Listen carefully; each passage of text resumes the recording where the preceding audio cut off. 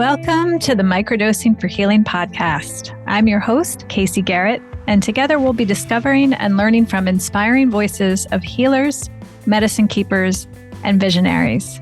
Every episode, we'll explore the world of health, vibrant wellness, and natural medicine for a new era of human society. Welcome to today's episode. All right. Hello, everybody. Welcome to our episode today. I'm really delighted to introduce you today to CJ Spotswood. So CJ is a clinician, an educator, an author that is based in New England and works with people nationwide. He wrote a really fantastic book on microdosing, and that's how I first encountered him. I really enjoyed the book and his approach, and I'm really excited to sit with him today. He is a psychiatric nursing background and clinician, so can bring a lot of, the blending of both worlds. I know a lot of you are working through tapering processes and protocols, have a lot of questions around prescription medications. And so, among other things, CJ is really well equipped to shed some light on these topics for you guys. So, CJ, welcome. Thank you for having me. I'm very happy to be here. It's a pleasure and an honor to be here on your podcast. Thank you. Thank you so much. I'd love for you to begin with just a little bit about you and kind of how you came into this niche. Yeah. So I'm a psychiatric nurse practitioner. I've been a clinician doing that for about 2 years now. That meaning I have advanced practice master's level, so I can diagnose mental health conditions, prescribe medications, work independently in my practice. But before that, I have I don't even know, over 20 years of psychiatric nursing experience. I'm a third generation male psych nurse. With my background, so I started when I was in high school and went for my LPN and then my RN, and then went on to a couple of bachelor's degrees in the middle, which landed me at this point now. And with that, working with patients with severely mentally ill, from inpatient to outpatient to long-term care, and kind of, children to geriatric. So it's been all over the board with that, and been quite the process. I've been in the psychedelic space for, I must be going on 6 years now. When I was in grad school, I had a project I had to work on. It was I had to pick a topic, and about a month before, 6 weeks before, I had a patient come into my emergency department, was first time psychotic break, did not make much sense, couldn't figure out. He was in his late 50s, early 60s with nothing like that ever before. So we're trying to figure out, there's no family history, no drugs that we knew of with the drug screens, did a full medical workup because of altered mental status, and the whole thing. Treated him with meds, and about 2 days later, he started coming out of it a little bit, and he had admitted that he had been trying to use penis envy mushrooms to help with his depression. Now, the important part of that being was, this was 6-7 years ago, right before Michael Pollan's book came out. So no one really was big into it. I went down the rabbit hole of what is the penis envy mushroom, which kind of made me question, was the computer people at work gonna look up, why are you looking this up specifically? Which was just a whole other thing. But it went into the Dr. Stephen Pollack, who is a mycologist doctor. He was murdered. They never could figure out why, but he was doing a lot of research on mushrooms. There's a great piece by Hamilton Morris on it called Bloodspore. So that I went down the rabbit hole of, looking at more of using psychedelics for mental health purposes. And I mean, I've had my own experiences prior, but really, and I knew of the research that was happening, pre-1970 with the Controlled Substance Act, but not in it. Like, I just kind of knew, scratching the surface, basically. So I started doing some of the research on that and started looking some stuff up. And I mean, I swear that the people at the school, because I had full library access, I wanted to get all these studies that were published. And a lot of them, with the technology, because of when they are on microfiche. So I've got like the people in the library going and scanning and mailing me these forms that are like, they had to have been going into these boxes that were just covered in dust because they're from the 50s and 60s and everything. Right, right. And as I'm reading more, I'm cross-reading more. And well, anyways, around that time is when Michael Pollan's book came out, and started learning a little bit more about it and kind of, the movers and the shakers and how that went. And it made my job a lot easier to kind of figure this stuff out. But I had that project in grad school I had to do. So I had to do a project.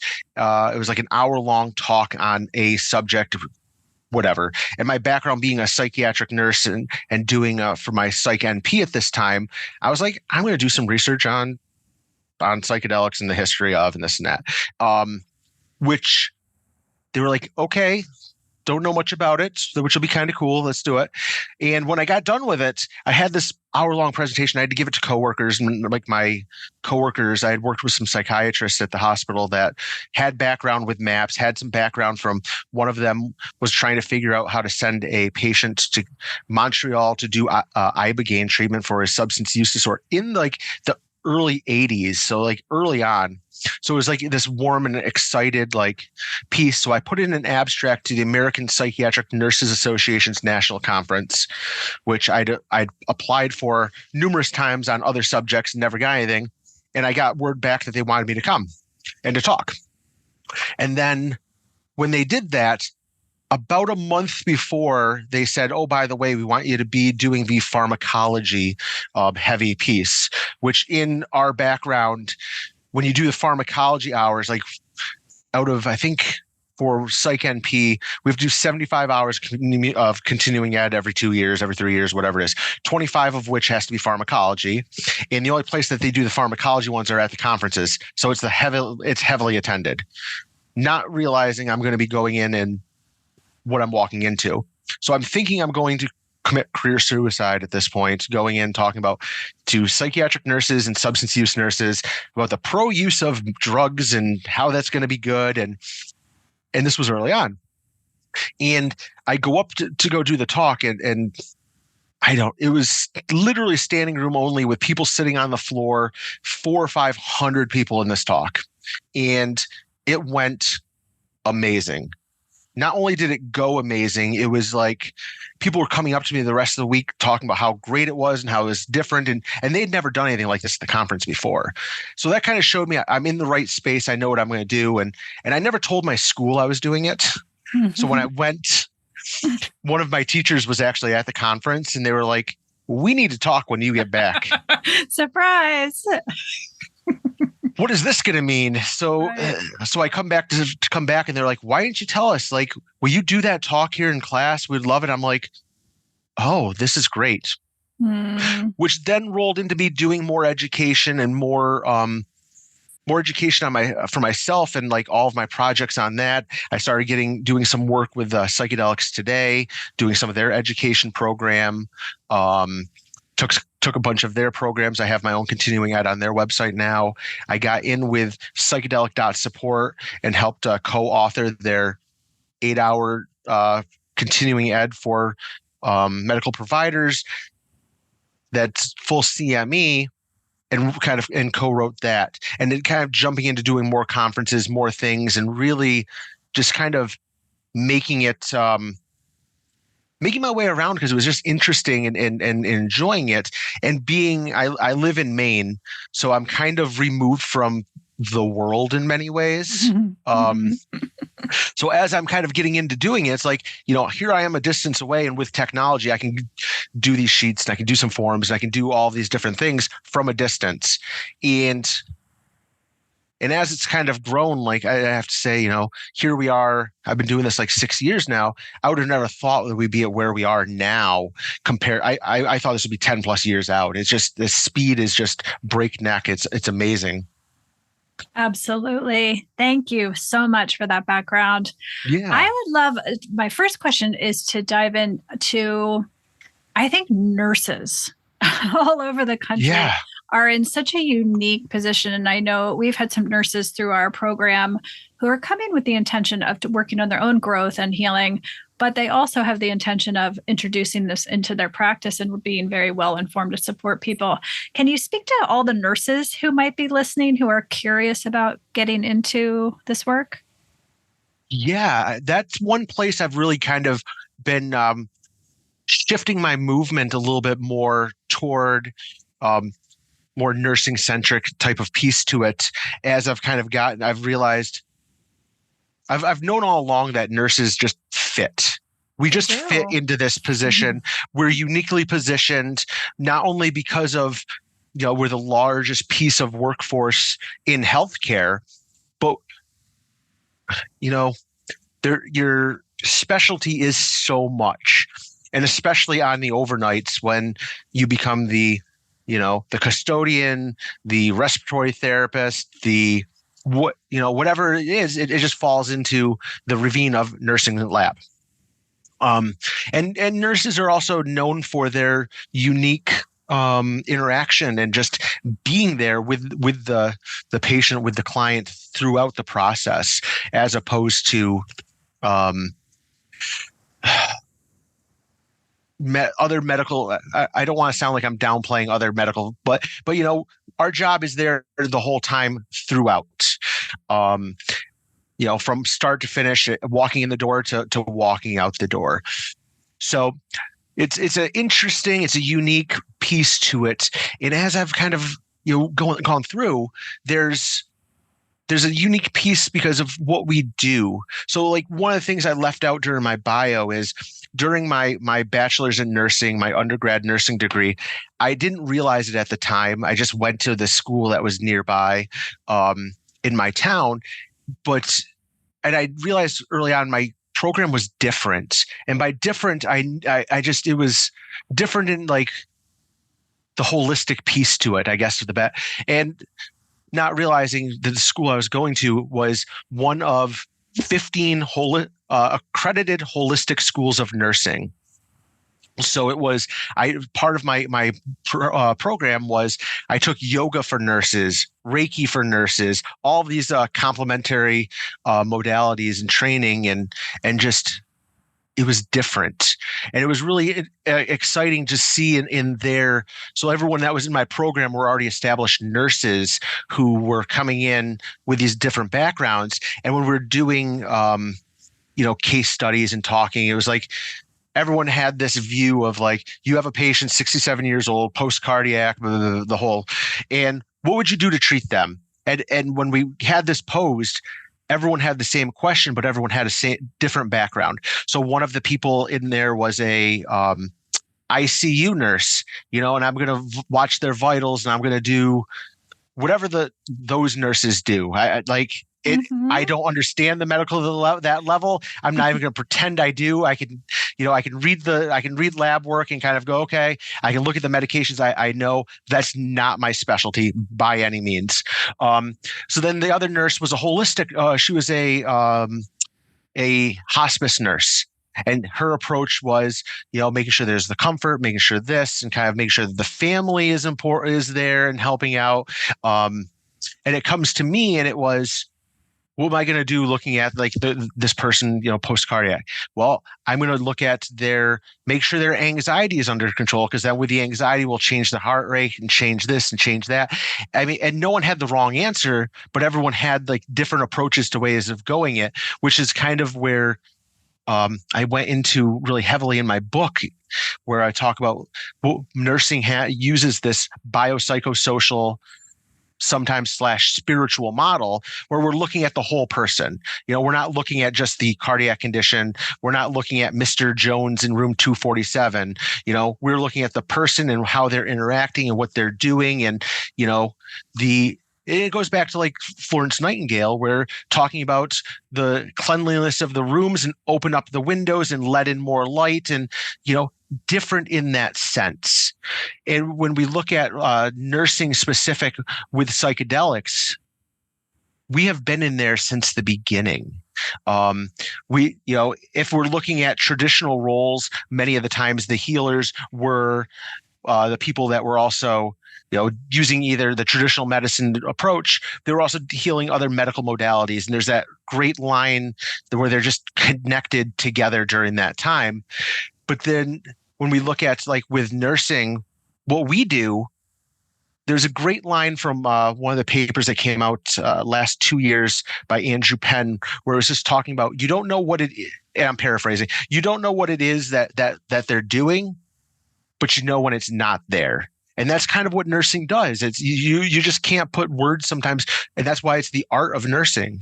So, and I think where the important or the exciting piece of nursing is going to be is as we start seeing this grow larger and larger, we're going to need people doing this. And we're looking at who's going to be doing this, who better than nurses. And that was part of the challenge. They just came out, the FDA wanted to take public comment on the proposed ways the psychedelics are going to come out and who's going to be able to facilitate and who's there. And one of the pieces was, you need to have a lead facilitator who could be someone with a clinician level, which would be like myself, that could be there. And then you can have a co-facilitator, and their qualifications was like, their proposed qualifications was bachelor's in nursing, and 2 years of mental health experience, and a couple of other little things in there. And when they took comment for it, that closed about a month ago, they end up having, I think it was like 80 some specific comments, which is really unheard of for them when they take comments for this stuff, talking about how if you look at the nursing piece and saying you need 2 years of psych, I mean, I'd argue that nursing is psych. You're not going to get anything that's outside of, you might be working 2 years working in a psychiatric hospital or with mental health, but when you have a hospice nurse that's been working with families, end of life, everything else, they're doing psych. When you start looking at, even someone that's going in and doing OB, things like that, they're dealing with the person. There's psych involved. There's no, and I make that important when I'm talking to my students and saying to them, everything is psych. Yes, there's the stigma that's there, and what we do is, there's a specific specialty of psych, but nursing is psychiatric because it's humanistic. You're working with the individual. So I think that's where you're going to see where it's at, and with that 2 year barrier or piece, we start looking at other nurses who have been established working within the psychedelic spaces. I think of these people were in conversations that we had. Annie Mithofer, she's published doing all the research with her husband, Michael, MDMA, not a psychiatric nurse. Carol Ann Dorson, I'm working with her on some projects, established, not a psychiatric nurse. So, I mean, what does that mean? Why do we need to have, why? Right. So I'm hopeful that we can kind of move that around as one less of a barrier. But I think with nursing specific, it's going to meet that need so largely because we just don't have people that are going to be needing to do this. I guess, I don't know if I should even mention this on the podcast here, but I'm guessing by the time this comes out, I just actually am in the process of publishing a piece on psychedelics and psychiatry, the nursing influence and the future of psychedelic therapies. And I talk about like the history of and where we're at, talking with where's the research that we've seen, where's the publications, where have nurses been? And it's fascinating. We've been there since the beginning, but it's not published. And that's usually largely because of older white men that were doing the work as psychiatrists and then too busy on the wards and then saying to the nurses, hey, you guys can go in and go do this. And you're doing it.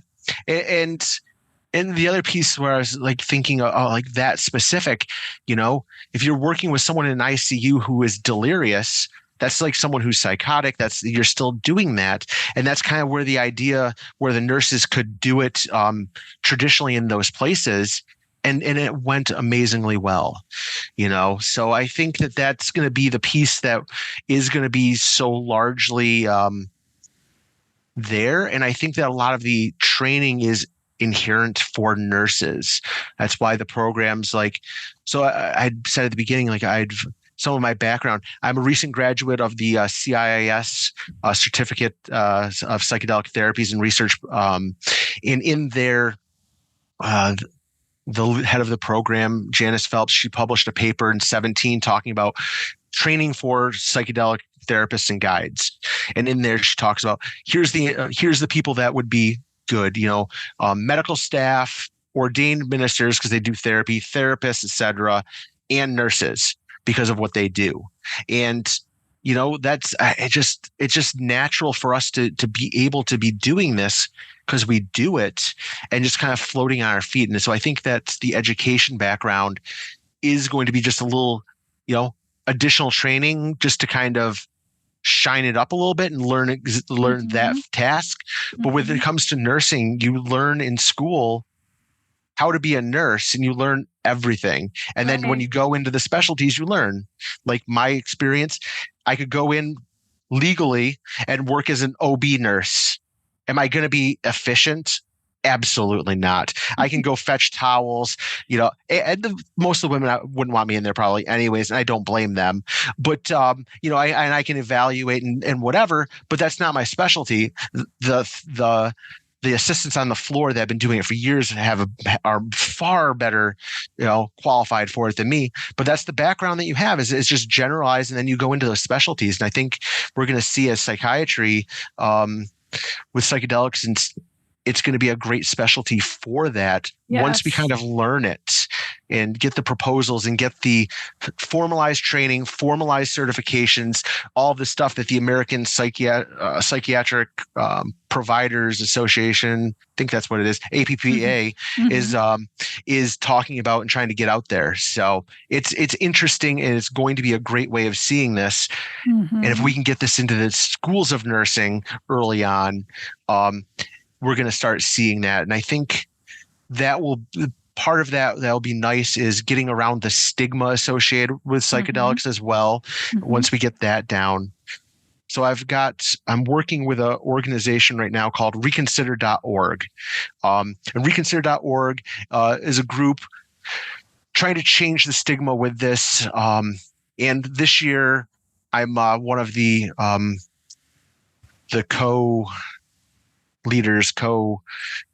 we're co-organizers for it. And this one we're trying to put together is for nurses, and it's going to be nursing centric. And we're trying to get the leaders at larger schools of nursing to be involved and kind of like, this is what's going on. Here's where you guys can maybe look at your curriculum and get things going and change that stigma.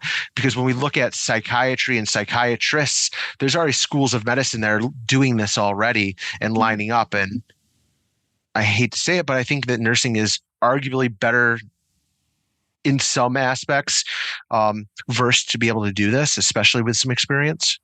Beautiful. So, yeah. Thank you. Thank you. Yeah. And I want to plug for more information for nurses to get information on the psychedelic medicine and where to get more education and resources. Open Nurses, OPEN nurses.org is an organization of former CIS students that started the program. They're doing a Q&A talk every month on their Facebook page. Resources are amazing. They're the ones that charge to do that talk with getting the FDA approval and trying to change that. And really a lot of active people who are in the space who are nurses, and we're able to find our own, because we are so isolated out there not knowing, and then finding each other and going, oh, there you are. So great resource for people. Wonderful. Thank you. Yeah. I'd love to dive in. I have received so many questions from our community and folks at large, around medications and diagnosis of things, for better or for worse. A lot of the mainstream media, as microdosing gains attention and traction as a healing modality, as a personal development modality, it's being couched in the systems we have now, which it's much under the lens of mental health, because we are in a diagnosis framework that we're coming out of. And so more and more people every month are applying and coming to practice, wondering, can I microdose with various medications? Does it mean that I can come off my medications? And unfortunately, because of the framing, a lot of people think it's like apples to apples, where they're using psychedelics to replace their chemical, pharmaceutical medication, which, as we know, working in the space, it's very different. It's a very different experience and journey. So I would love to dive into some of those things, because it's a treat having, another guy who is directly working with people. I loved your book because you go into such range and depth of what you're seeing, which is so valuable to people, because I think a lot of this is so new and unknown to people. They don't know what to expect as part of the process. So the education is fantastic. The group work and hearing other people's stories is really valuable. So I'd love to dive into kind of the real things, real time that we're seeing in our clients, and get your unique take and perception of handling some of these things. So one that I've been seeing unbelievably, especially in the last couple months, is people on sleep medications has been huge, to the point where I'm like, are any men over 40 in America sleeping on their own right now? It doesn't seem that way. So I've been seeing lots and lots of people on the Ambiens, the Trazodones, and various sleep aids. So I would love to hear your take on, can you microdose when you're on sleep aids? And also, do you find people heal with psychedelics to the point that they're able to come off of sleep aids that some of them have been on for 10 or 20 years? Yeah. I'm going to give you a heavy front end and then answer your question. Sure. Because I think it's important to kind of understand I've been talking about my background in psychedelics, but when it comes to my background, when it comes to microdosing specifically, I think it kind of gives a little bit more to be able to answer that. So as I've been doing this work, I've been doing this with the psychedelics piece to it. I had a friend reach out to me who was a friend of a friend. This would have been early COVID. And she had said, when she reached out, she's like, "Hey, I don't know you, but you know so-and-so, you've done stuff with him. I got a project I'm wondering if you want to pick your brain on." So I met with her, and she's like, "I'm doing this project. I'm doing microdosing coaching, and I can do it. I can get to so far, but I'm over my head at this point of people asking for drug-on-drug interactions and medical conditions such as XYZ." And so during that talk, I'm like taking notes and writing this all down, and it's like, give me a week or two to kind of see where I'm at, like what I can do, and where I feel I can fit into this project with you. And in the back of my mind, full disclosure, was everything I've read on microdosing at this point. It's the placebo effect. There's nothing more, and we don't know.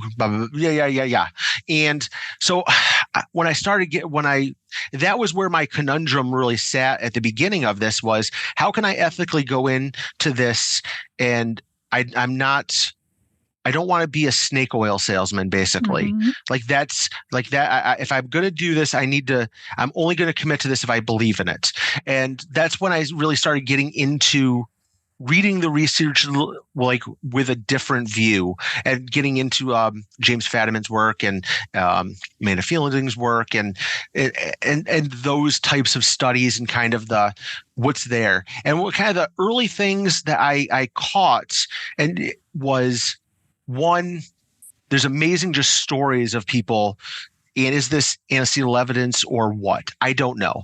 But the other part that caught my attention was with rereading a lot of those early studies, like I had mentioned, I printed from the 50s and 60s. Your microfiche, yeah. I literally have I have in my office now. I have a shelf. It's probably 3 or 4 feet long of binders of everything I've printed and saved. because I don't want to go back looking for it again, but I have this library of stuff. So I started getting into some of the research and reading it with a different lens. And what I found was we were doing research on microdosing early on, but we weren't looking for anything. And oftentimes it was tossed out at there was nothing going on, which then tells me, was there nothing going on? Were we not looking for it? Which is where I think that some of it was. But we did also see that some of the early research, and I don't know which studies off the top of my head, where what they called was the threshold dose. And they found that there was a biological change with this at 15 mics of LSD, things like that, which then tells me if there's a threshold dose and something's changing, but we're not seeing what's changing, do we know what we're looking for? And that's kind of really got into it where I'm like, there's something here to it. I feel comfortable doing this. I think that if we throw out this is just a placebo, we're missing so much more to this. So I said to her, I'm absolutely involved. I love this idea. It was a small microdosing group that we were doing one-on-one. And with that, I started putting together this handbook. The intent behind it was, 20, 30 pages that way when we first met, it was kind of getting some of the early information out there and kind of that way people could have smart questions to ask and, not wasting time with these other things introduction, which then turned to 50 or 60 pages, 80 pages, whatever. And in our first meeting, I had said, so I had this handbook, I started getting it out to them. And I said to people in the first meeting, I am not your psychiatrist, your nurse practitioner. I'm not your clinician. I'm here to help and answer questions. But anything that you have for questions that you have, bring this little handbook I have. And I wrote it because of my academic background, APA format. I cited everything. And I said, and if your providers have any questions, here's where they can go for their resources, what they're looking for. And if they have anything specific, I'm willing to talk to them. And but that light bulb went over my head with bring this to your provider. I went, oh, I'm onto something here. This is more than, what this is what I would want as a clinician if my patient was coming in to do this with me. So at that point, I was like, I'm going to finish up what I've got. The book was probably 90% done compared to where I'm at now. I started looking for publishers, and this was like the height of COVID. So finding a publisher, the biggest difficulty was they were inundated with printing and the lack of paper. So a lot of the places just had to hold out. And a couple of them were like, if you don't find someone, we're willing to do this. We're looking at 2-3 years out. And I'm guessing you don't want to wait that long. Mm-hmm. So the conversation that went into that with my publisher, we were, as we're trying to figure out how are we going to set up this book, how are we going to do it. I spoke with the staff at Ulysses Press who did this, and kind of the pitch, and they loved it right off the bat. Kind of the pitch was, the book is broken up into 3 parts. The part 1 is for the person, I want to learn about microdosing. I've heard about it. I don't know what it is. Talk to me. Where is it coming from? So I break down what it is, how it works theoretically, up-to-date research, things like that. Part 2 is the clinician's guide, the clinician section. And in that, I even wrote it like having a conversation with a provider saying, if a patient's coming to you, this is kind of what they're looking for. And, with the laws and everything and kind of, coming from a harm reduction. And if you don't feel comfortable, here's some resources for you to go. And then went into drug on drug questions and medications and things like that. In that section of the book, the publisher really wanted to they felt it was a little science heavy because it was written at a little bit of a higher level. And I was like, this is the deal breaker. This is the part that makes the book different. There's nothing like this out there for people. And I could see it being a great resource to clinicians like myself, but also microdosing guides that are out there doing the work as a reference piece for them. Mm-hmm. And then part 3 is a 6-week journey of microdosing and looking at where's your place in the world and how are you changing, and kind of looking at that biopsychosocial piece to mental health that I'd mentioned earlier. So when I went into that section, part of the challenge and why I said all this was the challenge with that section, that middle section for the clinicians, is when we look at the research out there on psychedelics and medications, we have research out there. There's research that's growing immensely. A lot of the great research that I even cite in the work is your previous guest, Ben Malcolm, the spirit pharmacist, who graciously I was able to answer bounce some ideas off of him and get some guidance with him, and I thank him immensely for that. But when we start looking at the drug interactions, things like that, if we look at the research that's being done on psychedelics in general, all of the research that's being done is with people with full dose psychedelics for the most part. No one's really doing microdosing research per se. I mean, there's people who are doing it, but there's no one like James Fadman's collected information and published it, like his research without academics. I can't remember what he refers to it as. But we don't there's not great acetyl. It's there. And then we start looking at the research that's being done. It's a lot of like field research where it's the people who have been on XYZ, then took a dose, and what is the potential harms risk, and what does that look like? But there's no one that's going in and doing anything different. When you start looking at the other piece of most of the research, there is high dose psychedelics. They're screening the participants, meaning, if you have medical condition XYZ, you're excluded from the research. If you're on medications ABCD, we're going to exclude you from the research, which is good. And it makes sense because they want to get rid of all of the variables that's there. But once it becomes legal and prescribable in the clinic, I'm going to have patients come in going, I'm on these types of medications. Can I do this now? And that's when potentially we could see issues coming up as people are, it's not as clean. It's not as clean. It's real world research. And that's where I think the FDA will have the REMS, the risk management mitigation strategies, to find out feedback from it. So when we look at like drug on drug, most of the research that we have is like the research that Ben did and other people. And with that is typically high dose, macrodose amounts, not microdosing amounts. So for me to go in and start figuring this out with the microdosing amounts, I had to really kind of look at it and then extrapolate the research down and the research of why would this be a problem, right, or why would it maybe not theoretically, and kind of like brief as succinctly as I could give that information in the paper or in the book, so that way other clinicians could follow my logic, but they might come up with completely different pieces of what they feel comfortable or how they are. But I cited the research there so they can kind of learn that themselves, because I'm not giving that medical advice. The person is the provider's piece to it.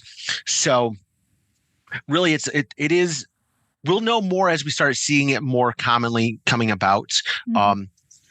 But kind of so I think of like, when we have, so when someone wants to microdose, there's really three reasons. I mentioned in the book, improving performance, relieving a pathological condition, could be mental health, physical condition, whatever, or decreasing or stopping drug or pharmaceutical use, which is kind of the purposes that, like you mentioned, was people are looking to do this as we know.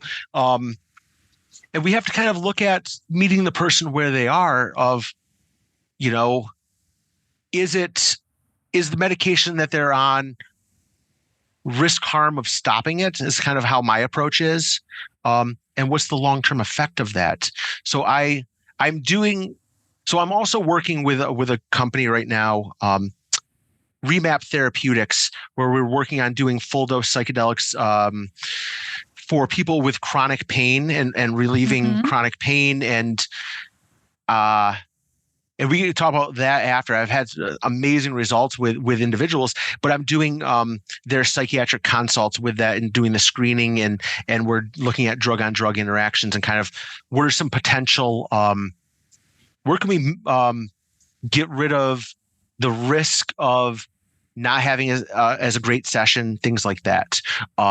So without also having potential problems with it. And I've been fortunate enough to also be doing this within my hospital for patients that come to me, and they've been sending my patients over to do this. And kind of so the big common themes here are like what is like you said, like antidepressants, the risk benefit of stopping the medication versus slowly coming off versus does it block some of the effect and we need to get dose around it? Do we just need to kind of go a little bit higher to kind of get around a blockage that could be happening? When it comes to, because when we stop medications, people can go into discontinuation syndromes, increased depression, increased anxiety, suicidal thoughts. Like it can be life-threatening. I have a friend who I've done his podcast a couple times, Stuart, and he lost his son to suicide after his son stopped taking his medications. I mean, that is a real risk to kind of look at. And he wrote a great book, The Grief Trip, on it, talking about his struggles and where going through with it. But it's, that's something that can happen when someone stops their medications.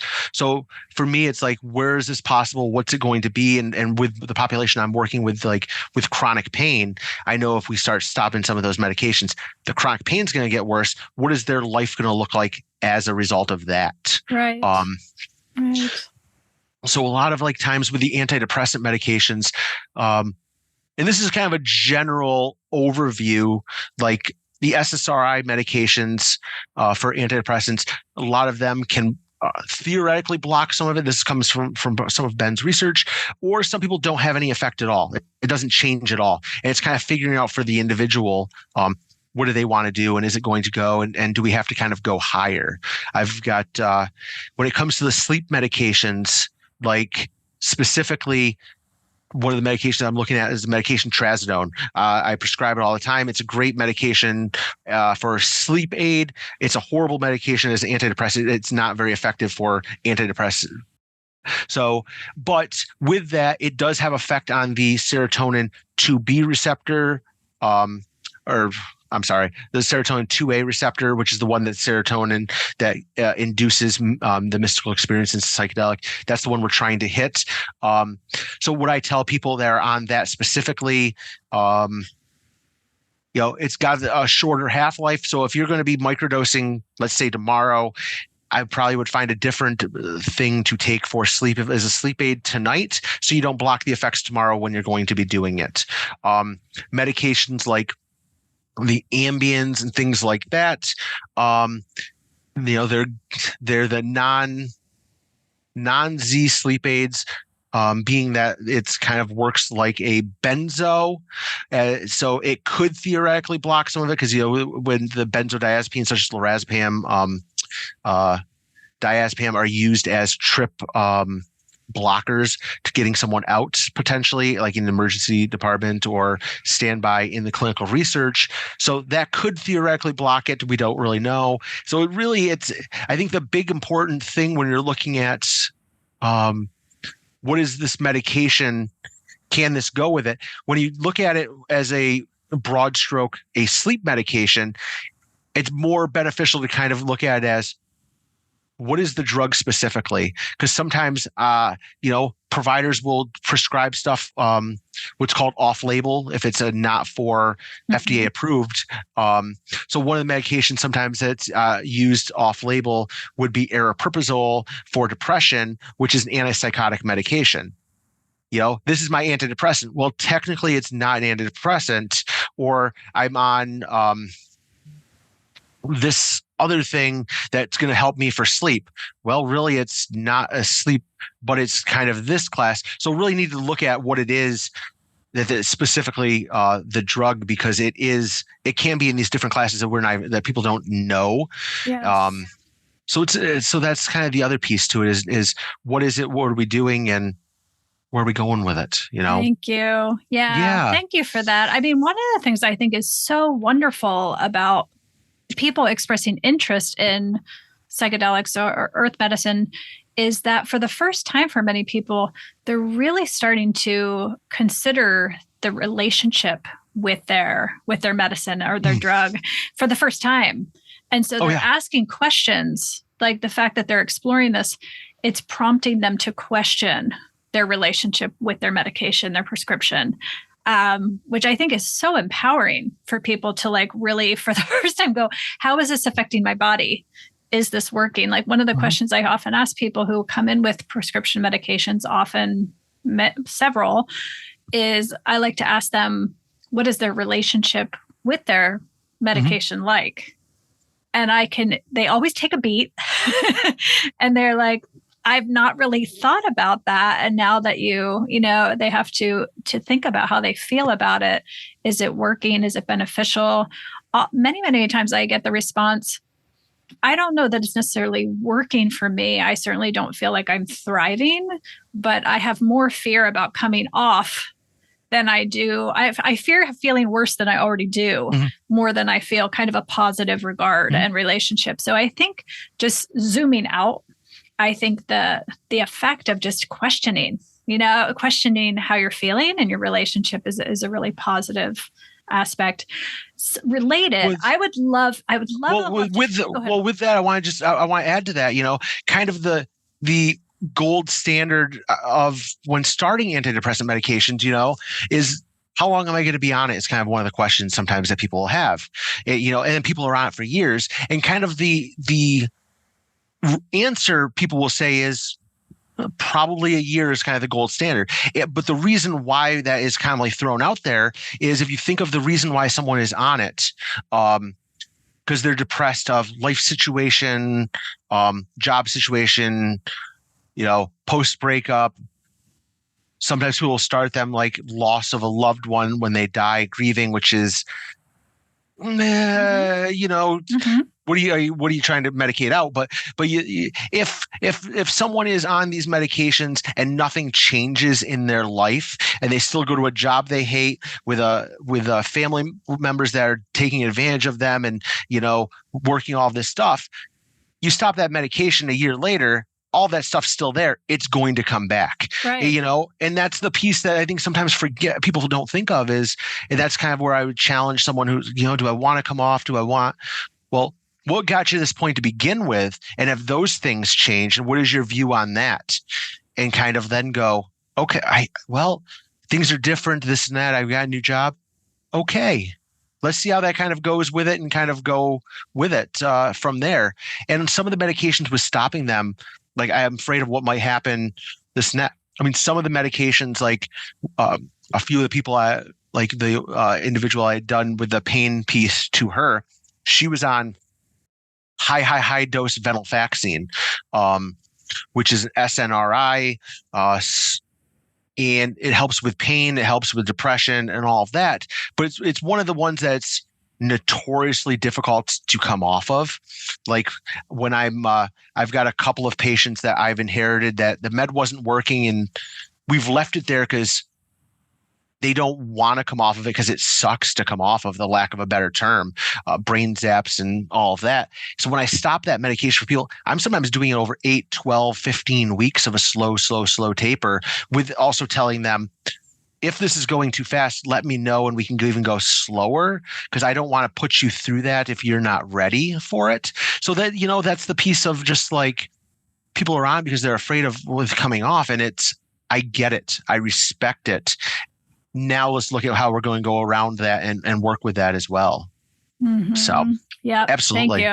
Thank you. Another question I get frequently, because people are, they're Google and they read the research and the limitations around the research studies and the clinical trials, as you referenced before, where, they'll come and they'll say, I'm really drawn to this. I'm called to this. I have these things that are presenting that I would like to work on, but one of my relatives has schizophrenia and my sister is bipolar, and there's all these things, and they have a worry that they don't qualify. And my response to them, it's probably different if you're starting with microdosing versus a high dose experience. Mm-hmm. And I personally can speak to that, like all those limitations in the clinical trials. I would be disqualified on almost every single one. I have a direct Most family, people are. right? I have a direct family member who has all of those things. Yeah. And I can't fathom not having the relationship with the medicine that I have. It has brought me my life, like the healing that I have personally experienced. I can't fathom, because of this risk of harm, because of a family direct relative has this condition, not doing something. So I would love to hear your take on this when people come and they have family relatives with bipolar, how you speak to that. So as I mentioned, sometimes I have patients that come in either by consult but I didn't tell this story yet. My first patient I ever saw out of school, graduating, like my preceptor was not there. They are now my patient. Intake number 1. First question they said to me, do you know anything about microdosing? And I went, I do know a little bit. What do you know? Right. So she kind of gave me this, and she was the average patient that comes in to ask me this is like 50 to 60-year-old woman that's heard about it, which is really neat as I've seen this. But so I said to her, I'm like, I know a little bit. What do you know? We went back and forth. And then I said, I do know. And I said, I've got a really good background. And she was, so how do you know this? I said, I wrote a book on it. It's gonna be coming out in a couple months. And she goes, no way, prove it. Get out your phone, go onto Amazon. And she goes, holy F. I guess this was the perfect, for me coming to see, it was a perfect. And I was like, in the back of my mind, I'm going, you have no effing idea. You are my first patient literally ever as I'm doing this. This is just showing me I'm in the right spot in the right place in the world. Holy crap. Wait a minute. Back up. So you hadn't seen, when you wrote the book, you hadn't actually worked with people yet? I was working with them with school and everything, but I hadn't taken my boards. I hadn't gone through all of that stuff yet. That's fascinating. Okay. Yeah. Okay. So I hadn't taken my boards. But I had already been doing all of the other, but I wasn't a full-blown clinician. I was just finishing up. I actually wrote it my last year of grad school, which somehow doing that as a single father and going to school full-time and working full-time and writing a book. So I don't know how I did it, honestly, but I wondered that too. Yeah. Reading all you had going on. Yeah. It's just so I had to add that in. It is. Yeah. Oh yeah, it is. I had to add that into the story, into the book. I had to go. So I don't know if I haven't seen her now since it's been out a little while. I haven't seen her for a follow-up to see if she knows that it's her I was talking to, but it's stories in the book. But go ahead. The testament. No, I think it's a testament to the fact that you wrote this book, then you were called to write this book as a time is this wants to be birthed into the world in an expansive way. And so many people I talk to that are called people that come to practice and they're meant to then spread the word in their community and their family. It's very, very common for a person to come in for their own healing. And then before you know it, their dad's in the program and then their sister's in the program. And that's how it is meant in a very organic mycelial way meant to happen. And so it's just, it's ready or not, you're meant to write this book. Exactly. It was just so spontaneous and just, it came out with a project and all of a sudden I'm going, holy crap, I have something that's a book. Wow. But the question that you had asked about with the mental history of mental illness, things like that.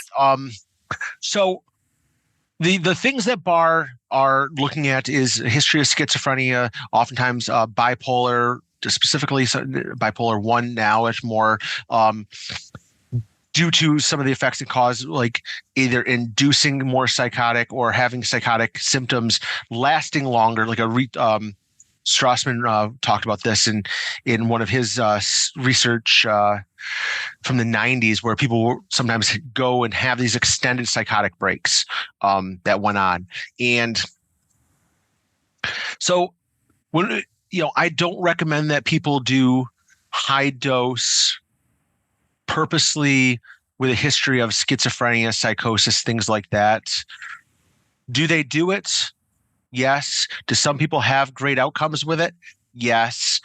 If that's the challenge and the flip of the coin you want to go from, okay.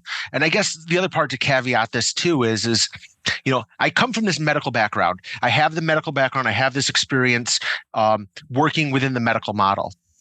But my that's my day job. That's my practice. That's what I do. When it comes to my beliefs in psychedelic medicines, is I think that it can be used for the betterment of well people, the betterment of end of life, betterment of finding your place in the world. I don't like the term recreational because it's like, are you using it for fun? Sometimes there is world of that's that, but like sometimes when people have a purpose in going into doing it, it's not just to have fun, it's to find something or find themselves or answer questions. Mm-hmm. Is that recreational? No. And I have people who, they're doing it.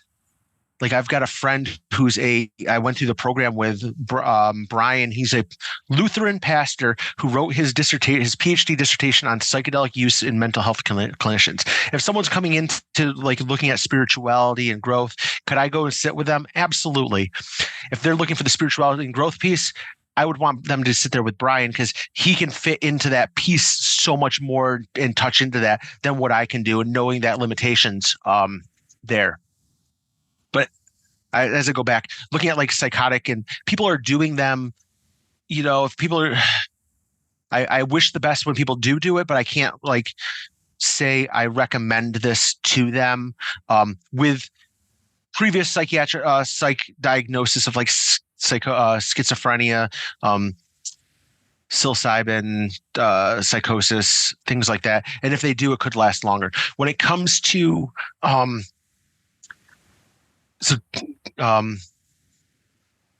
take it into your own hands. When it looks at like the piece with the bipolar, we can, if we're doing full dose with a history of bipolar in a family, history of bipolar in themselves, like we could induce a manic state.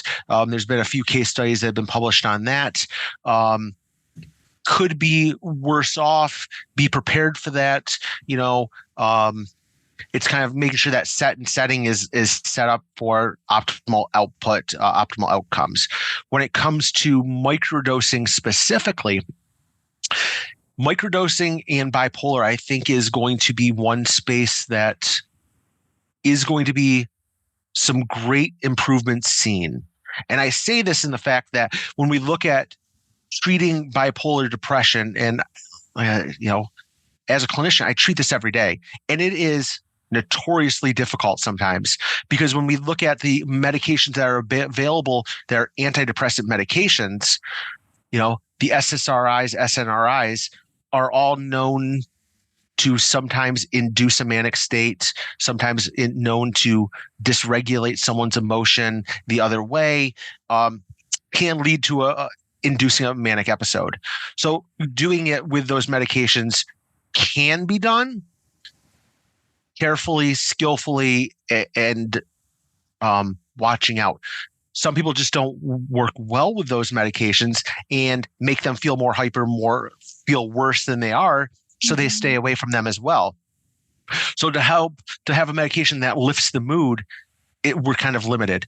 But when we look at so that leaves bupropion, potentially things like that, which are stimulant type medications, which can then also induce these. So it's difficult. So kind of my recommendation, personally and professionally, when it comes to someone looking to microdose with a personal history or a family history of bipolar, is kind of the same I say to everyone. Start low, go slow, build that relationship with the medications, figure out, how is it working? What's it doing for you? But I also recommend to people having a confidant, a friend that's with them, because sometimes we're not the best judges of ourselves. And I'm not feeling depressed anymore. Yep. That's because I'm full-blown manic and I'm erratically, and I'm not depressed, so I'm not feeling it. And then we don't realize the mood is gone more than just not being depressed. And that happens. I see that with even the people I've started medications on. I've seen people like that who, not even with medications, their mood just raises, and now they're in a hypomanic episode, and I'm not depressed and I feel really good. Mm-hmm. Mm-hmm. That's because you've been so depressed for so long. We've done that. So having a friend there to check in and kind of how is your mood doing, and really being there to evaluate is there more impulsive behaviors, erratic behavior, things like that, and kind of going, yeah, you are doing good. This is where we're at. And and having that, the challenge is having that vulnerability to be able to have that friend or loved one that, this is what's going on. And then also believing them when they're kind of having that conversation with you, that feedback that's there. Mm-hmm. But it can be, I think, amazing to see these results because,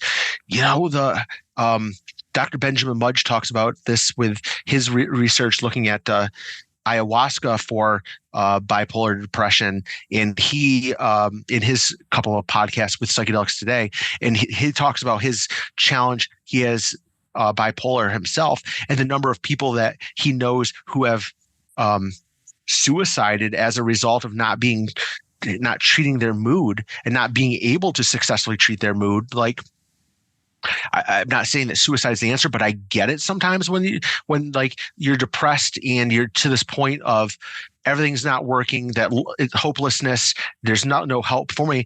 Like, if this is another tool to prevent people from getting there to that point, right.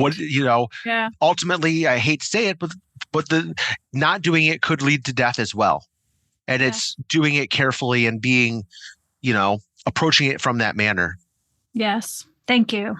Thank you so much. Yeah. I know I reflect on my family members who have all these diagnoses, bipolar, schizophrenic, my father was a suicide.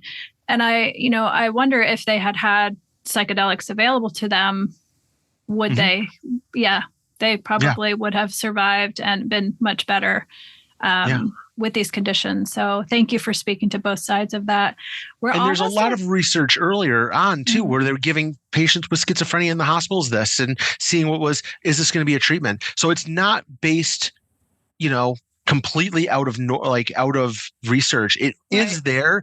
And we're starting to see, as the research is being done now and conducted, we're seeing where the researchers are letting go a little bit and letting higher blood pressures maybe go and being monitored, making exclusion criteria to maybe not exclude people with bipolar. So we're seeing it. It's happening, and I'm hopeful for it.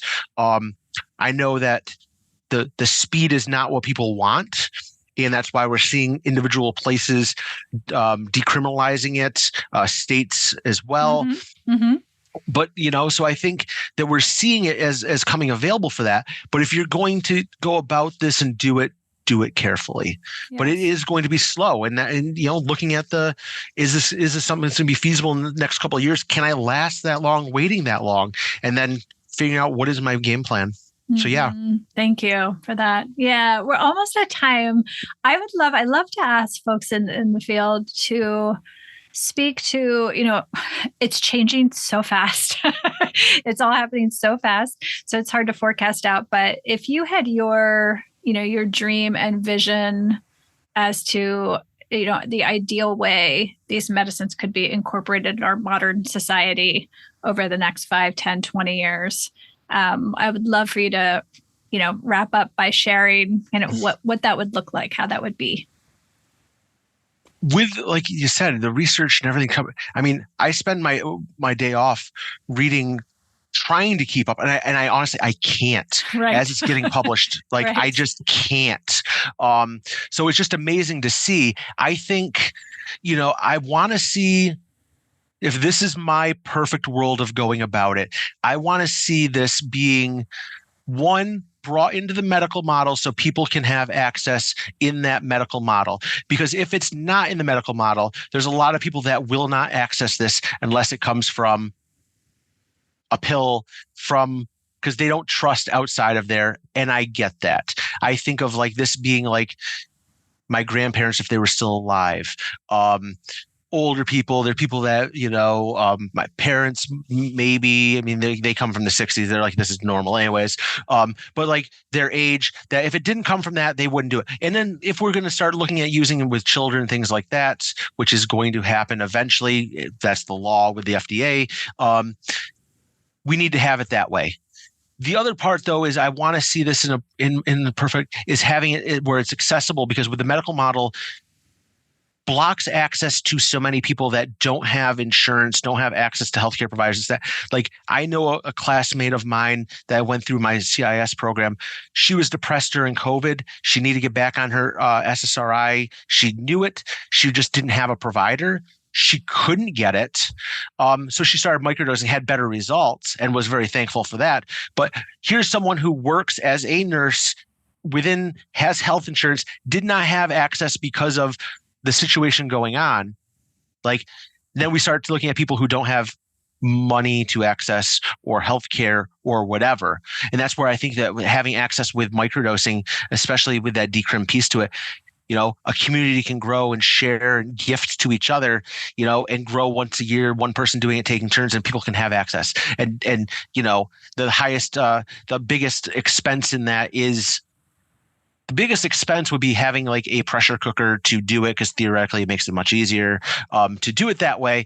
But getting rid of mitigating the risk, and with the safety, when it comes to the biggest safety, and I talk about in the book of microdosing, is the fact that if you get caught, you could then be locked in a cage for a length of time of your life. Some people up into the rest of their life, depending on the amounts that they have. And unfortunately, the risk of that goes up if your skin is not white. Mm-hmm. So the war on drugs, the only people that have won is drugs at this point, because they just keep throwing money at it and it just keeps going, and which then goes to, like, and I testified, there was a nurse that got caught microdosing who ended up getting arrested. They came into her house with ARs and hazmat suits because they were afraid of the spores in the air, and then lost custody of her kids for a length of time. And testifying, it got reduced, but it was a lot of work, a lot of time, a lot of money, and changing her life of that. And if we can get rid of the risk of that, where people can have access to this, have these normalized conversations, feel comfortable having these normalized conversations, and just then have that not hanging over their head, that's kind of the piece that I think is the important part, is medical for those that want it, not medical for those that don't, but having it accessible in a way. And with the entheogenic churches and having these other places that are within the decrim piece, the gifting and things like that can make it bring down cost, or doing group work can bring down costs, whatever. But just the accessibility needs to improve. Otherwise, we're just going to see white rich men and women who are having access to these things in that manner. And getting rid of the being able to test, so we know what we're taking and everything. Mm-hmm. So yeah, you're welcome. I think that's the piece that we need to think of globally and really change the narrative of that. And the more that we can talk about decreasing the stigma associated and normalizing these conversations, then we can start having that, which is where I'm very fortunate having like Anderson Cooper talking on 60 Minutes, and like all these older people I know that are not in the circle, all emailing me and just saying, "Hey, did you see this?" I'm like, "No, actually I haven't. I'm going to now." But when I have like all of these older people that are not there, they just go, "I know you work in this, like you're doing this, but did you see?" Oh, like it's, it's changing the narrative, because even for them to even mention it is different, which is huge. Absolutely. And we just got to get rid of that stigma and come out of that psychedelic closet and just being, which is the thing I found is huge, is as I've come out more people are coming out and saying, even weekly now, I get nurses emailing me or sending me a thing on Instagram saying, "Hey, I love what you're doing. I'm proud of seeing this with nursing and excited that hopefully I can get there at one point." And I'm like, why can you not get there right now and start talking about it a little bit? Well, I'm a student, I'm this and that. Okay, then let's get rid of that stigma too. Mm-hmm. So yeah, it's just doing that and just being open to it, having these conversations. Thank you so much for being with us, for your work and your voice. I'd love for you to share how people can follow you, follow your work, and keep in touch. And please hold up your book again for our folks. Yeah. So my book is available everywhere books are available, including Amazon. If you want to give money to Amazon, you can. But It's also, since it's being distributed by Simon & Schuster, it is available anywhere books are available. So support your small businesses. Chances are if you go into the small business to order it, they're not going to order just one. They'll probably order 2, 3. So you throw some on the shelves, get the word out a little bit and changing that narrative. And I mean, I loved it. It just pops, the color, the everything about it. And I think like the guide, like I said, in the back is good for people just, even if they're not on microdosing, it's really can work that. So it's available everywhere. My social media, my website is EntheoNurse.com, Facebook EntheoNurse.com, Twitter, X, dumpster fire, whatever they call it this week, is at EntheoNurse. The only one that's any different is my Instagram is _EntheoNurse. Because I learned a good thing this recently is you need to put up two-factor identification authorization. Otherwise, someone might steal your Instagram account, take it from you, and you'll never have access again because they'll set it up for you. So that one is that may, as you can tell, that happened to me. So I recommend people doing that. Cautionary tales. That's cautionary tale. Yes. And my contact information is all on there for all of that. So. Please, if things people have some questions and stuff, one of the things that kind of irks me at times, like, hey, you wrote a book on microdose. Can you tell me how to microdose? Yeah, if you get the book, it's there. That's why I wrote it. But if you have questions after that, I'm open to having that conversation. But to walk you through it, I spent too much time writing the book to just go, okay, let's have this 2-hour conversation that's going to be, it's there for you. Chop through it a little bit. Like, please. Yeah, but, highly recommend it. I mean, you get that. Yeah. Thank you. Yes. Thank you. It was a big pleasure for me. And I love seeing people who are doing the microdosing coaching and the groups out there and stuff. And I feel that's why I want the book out there, because, people can do it. You don't necessarily need someone to kind of walk you through some of the stuff, but sometimes there's some specific stuff that could be helpful. And then having your tribe, having your community there with you is huge. So yeah. It was a lot of fun to write. I really learned a lot doing that. Love it. Well, thank you so much for being with us. Appreciate you. And thank everybody for listening today. We'll look forward to seeing you in a couple weeks. Thank you. Thank you for listening to today's episode of the Microdosing for Healing podcast. Are you ready to take the next step? Please visit us at microdosingforhealing.com to access our free Microdosing 101 workshop. In it, you'll learn more about our diverse community, our supportive group programs, and discover if earth medicine practice might be right for you. See you in the next episode.